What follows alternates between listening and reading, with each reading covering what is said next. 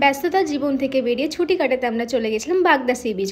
এখানে সমুদ্র, পাহাড় এবং ঝাউবন ছাড়াও অন্যান্য অনেক কিছু দেখার জিনিস আছে। তো আমরা পালপাড়া থেকে হাওড়া পৌঁছে যাই। হাওড়া থেকে জনশতাব্দী এক্সপ্রেস ধরে 4 ঘন্টার ডিস্টেন্সে আমরা পৌঁছে যাই বালাসর স্টেশনে। এরপর আমরা ক্যাম্প থেকে অটো বুক করে নিয়েছিলাম। অটোর ভাড়া পড়েছিল 700 টাকা।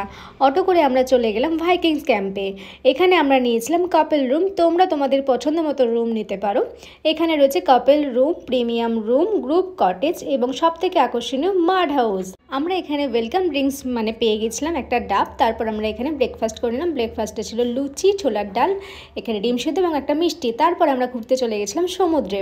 দেন এসে আমরা লাঞ্চ করে নিলাম। তোমরা লাঞ্চটা কিন্তু পুরোপুরি প্যাকেজের মধ্যেই পাবে। আর সন্ধ্যা হলে এখানে রয়েছে বনফায়ার, নাচ গান, আর সাথে রয়েছে চিকেন বারবিকিউ, কাঁকড়া বারবিকিউ, চিংড়ি বারবিকিউ, আর রয়েছে মকটেল। তো ডিনারে পেয়ে যাচ্ছ ভাত অথবা রুটির সাথে চিকেন কষা, একটা মিষ্টি। সকালের ব্রেকফাস্টে করে নিতে পারো চেক আউট। স্ক্রিনে দেওয়া নাম্বারে যোগাযোগ করতে পারো। বাই।